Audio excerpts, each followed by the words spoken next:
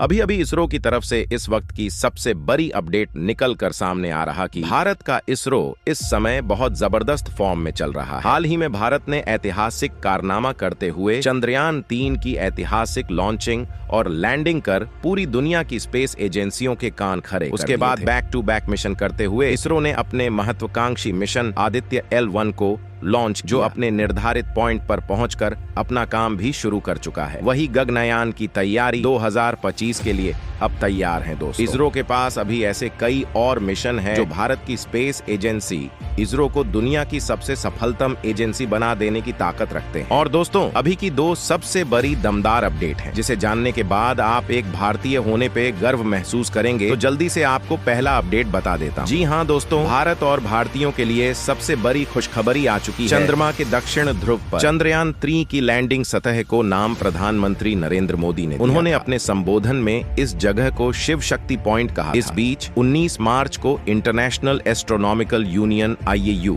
ने इस नाम को मंजूरी दे दिया। कहे कि पूरे वर्ल्ड ने शिव शक्ति को एक्सेप्ट कर लिया। चंद्रमा के दक्षिण ध्रुव पर लैंडिंग करने वाला दुनिया का पहला देश भारत बना था। चंद्रयान-3 की सफल लैंडिंग ने दुनिया भर के देशों की स्पेस एजेंसियों को हैरान कर दिया। वहीं दूसरी तरफ भारत जैसा देश, जिसके लगभग दुनिया में या फिर कहे पश्चिम में पूरी तरीके से आलोचना की जाती है, इसके बावजूद भी हम नई नई तकनीक डेवलप कर रहे हैं। इससे यह साबित होता है कि भारतीय वैज्ञानिकों में कितना ज्यादा पोटेंशियल है। अब बात करते हैं, इस नाम को मंजूरी दे दी या कहे कि पूरे वर्ल्ड ने शिव शक्ति को एक्सेप्ट कर लिया है, वह भी लिखित में। लेकिन हाँ, कुछ नालायक देश जरूर हैं, जैसे कि अफगानिस्तान, पाकिस्तान हो गया, उत्तर कोरिया हो गया। इसके अलावा और कुछ और छोटे बड़े अफ्रीका के देश हैं। उन्होंने अभी तक इसे एक्सेप्ट नहीं किया। वो बाद में देखने वाली होगी कि यह लोग एक्सेप्ट करते हैं या नहीं। लेकिन जो दुनिया की मैच्योरिटी कंट्री है, जैसे कि पूरा का पूरा यूरोप, अमेरिका, कनाडा, इसके अलावा ज्यादातर एशिया के देश जैसे कि चीन, जापान, दक्षिण कोरिया, इंडोनेशिया वगैरह, सब ने एक्सेप्ट कर लिया। लेकिन ये शिव शक्ति है क्या, और इसे एक्सेप्ट करना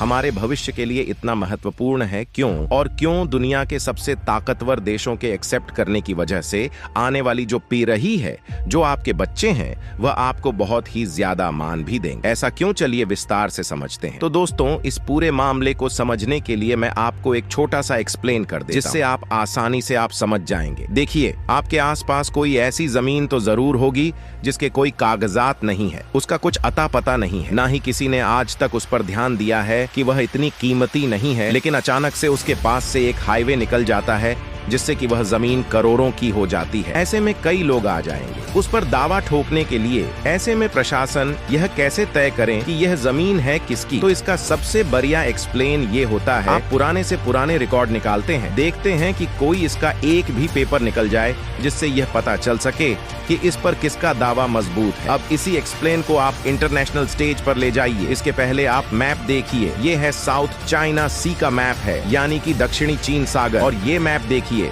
दक्षिणी चीन सागर है ना, जो वियतनाम है, इंडोनेशिया है, ब्रुनेई है, फिलीपींस है, उनके बहुत ही ज्यादा करीब है। और वही जो चीन है, जो बहुत ही दूर है, दूर दूर तक चीन का कोई रिलेशन इस दक्षिणी चीन सागर से है नहीं। लेकिन फिर भी आप ये देखिए, इस पूरे दक्षिणी चीन सागर पर चीन अपना दावा ठोकता है। किसके बल पर? एक नक्शे के बल पर। दरअसल चीनियों के जो पुरखों थे, उन्होंने दक्षिणी चीन सागर को मैप करने के लिए, उसे रिकॉग्नाइज करने के लिए एक नक्शा बनाया था, जो आप देखिए। इस नक्शे में इन्होंने दक्षिण चीन सागर को 9 लाइनों से डिफाइन किया, जिसे कहते हैं 9 डैश लाइन। अपने इस सदियों पुराने नक्शे को दिखाकर चीन दुनिया से कहता है कि इस पूरे दक्षिण चीन सागर पर हमारे जो पुराने राजा थे, उन्होंने कब्जा कर लिया था। देखिए, उन्होंने 9 लाइनें भी खींच कर रखी हुई है कि यह इलाके पर हमारा कब्जा है। ऐसे में ही पूरा दक्षिण चीन सागर हमें मिलना चाहिए। और इस दक्षिणी चीन सागर में कई ट्रिलियन डॉलर के खनिज पदार्थ के भंडार हैं, जो पेट्रोलियम है, उन पर भी हमारा ही दावा मजबूत है। और इसी के दम पर आज चीन पूरे दक्षिणी चीन सागर को हड़पने की कगार पर पहुंच भी चुका है।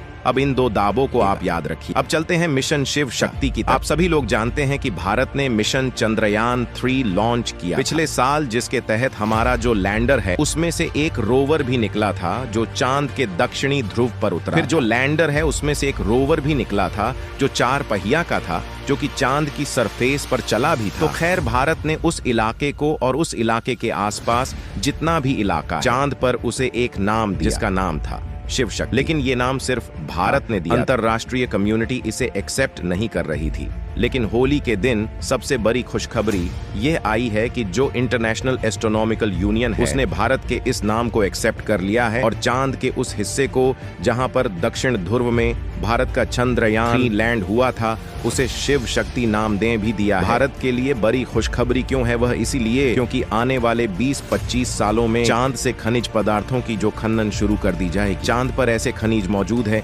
अगर धरती पर लाया गया तो उससे ऑलमोस्ट फ्री की बिजली आप पैदा कर सकते हैं और पूरे देश को रोशन कर सकते हैं। और इतना ही नहीं, इसके अलावा ऐसे भी खनिज पदार्थ मौजूद हैं जिनकी मदद से आप नई नई टेक्नोलॉजी का विकास भी कर सकेंगे। इसीलिए आपने देखा कि पिछले 5 सालों में चांद पर जाने की होड़ लग चुकी है। हर एक देश कोई अपना लैंडर भेज रहा है, कोई अपना रोवर भेज रहा है और अमेरिका तो आने वाले कुछ ही सालों में चांद पर इंसान फिर से भेज रहा है। लेकिन शिव शक्ति महत्वपूर्ण क्यों है? शिव शक्ति इसलिए महत्वपूर्ण है क्योंकि यह चांद के दक्षिणी ध्रुव पर उतरा है जहां पर पानी होने की संभावना है। इसके अलावा पूरे चांद पर कहीं भी पानी नहीं मिला है, सिवाय दक्षिणी ध्रुव को छोड़कर। जाहिर सी बात है जहां पर पानी मिले खनन वही होगा। इसके अलावा चांद पर कहीं और भी खनन करना लगभग नामुमकिन है और आज पश्चिमी देशों ने होली के दिन पर शिव शक्ति को अप्रूवल दे दी है, जिसकी मदद से जो आने वाली पीढ़ियां वह दावा कर सकती है कि दक्षिणी ध्रुव पर सबसे पहले हम उतरे थे। यहाँ तक कि तमाम पश्चिमी देशों, अमेरिका ने, चीन ने यह बात लिख कर दी है कि शिव शक्ति वह भारत का है, यानी कि आपने हमारे दावे को खुद माना हुआ है। इसीलिए दक्षिण ध्रुव पर पहला हक भारत का है। इसीलिए भविष्य की जो चांद की जमीन है जो बहुत कीमती हो, खनन के लिहाज से, मिनरल के लिहाज से, उस पर भारत का दावा सबसे मजबूत हो। यही कारण है कि यह भारत के लिए बम्पर खुशखबरी। ये दोस्तों पहला अपडेट था। अब दूसरा अपडेट जानते हैं थोड़ा डिटेल में। तो दोस्तों, भारतीय वैज्ञानिकों ने मिलकर के एक ऐसी रॉकेट मशीन को बना करके तैयार कर लिया है जिससे भारत दुनिया की स्पेस इंडस्ट्री में अपनी एक अलग और नई पहचान बना सकता है। और सबसे बड़ी बात कि भारत ने एक ऐसे समय पर इस मशीन को बनाने का काम शुरू किया है जहां पर रिसेंटली जापान की पहली प्राइवेट सेक्टर की रॉकेट फेल हो गई है। जापान जो कि तकनीक के मामले में दुनिया का सबसे आधुनिक देश माना जाता है, इसके बावजूद भी अगर जापान जैसे देशों की रॉकेट फेल हो जाए तो जाहिर सी बात है कहीं ना कहीं कुछ लेक ONF टेक्नोलॉजी देखने को मिल रही। वही दूसरी तरफ भारत जैसा देश जिसके लगभग दुनिया में या फिर कहे पश्चिम में पूरी तरीके से आलोचना की जाती है, इसके बावजूद भी हम नई नई तकनीक डेवलप कर रहे हैं। इससे यह साबित होता है कि भारतीय वैज्ञानिकों में कितना ज्यादा पोटेंशियल है। अब बात करते हैं भारतीय वैज्ञानिकों की तरफ से डेवलप की गई इस रॉकेट टेक्नोलॉजी के बारे में, जिससे भारत दुनिया भर में अपनी नई पहचान बनाने वाला है। रिसेंटली रिपोर्ट के मुताबिक ISRO HAL यानी कि हिंदुस्तान एरोनॉटिक्स लिमिटेड और NAL यानी कि नेशनल एरोस्पेस लैबोरेटरीज, इन तीनों के जॉइंट वेंचर से भारत के अंदर एक हाइब्रिड इलेक्ट्रिक प्रोपल्सन रॉकेट को बनाने का काम शुरू किया जा चुका है। और सिर्फ इतना ही नहीं बल्कि ISRO ने साल 2022 में ही इस रॉकेट मोटर को सक्सेसफुली टेस्ट भी कर लिया था। इस रॉकेट इंजन की खासियत, इसे आप एक तरीके का रॉकेट इंजन बोल सकते हैं, जिसको ISRO ने 2022 में सक्सेसफुली टेस्ट किया था, जिसने 30 kilo Newton hybrid rocket motor को भारत ने टेस्ट किया। लेकिन इसकी आखिर खासियत क्या है जो इसे नॉर्मल रॉकेट से बिल्कुल बनाता है? देखिए, जैसा कि इसके नाम में ही जुड़ा हुआ है, हाइब्रिड रॉकेट्स, यानी कि इसे सॉलिड फ्यूल और लिक्विड ऑक्सीडाइजर दोनों से ही ऑपरेट किया जा सकता है, जिससे इसकी ओवरऑल एफिशिएंसी बढ़ाई जा सकती है। दूसरा, इस टाइप के इंजन के अंदर बहुत सारी चीजें ऑटोमेटिक की जा सकती हैं, जिससे इसके ऊपर कंट्रोल काफी ज्यादा आसान होता है।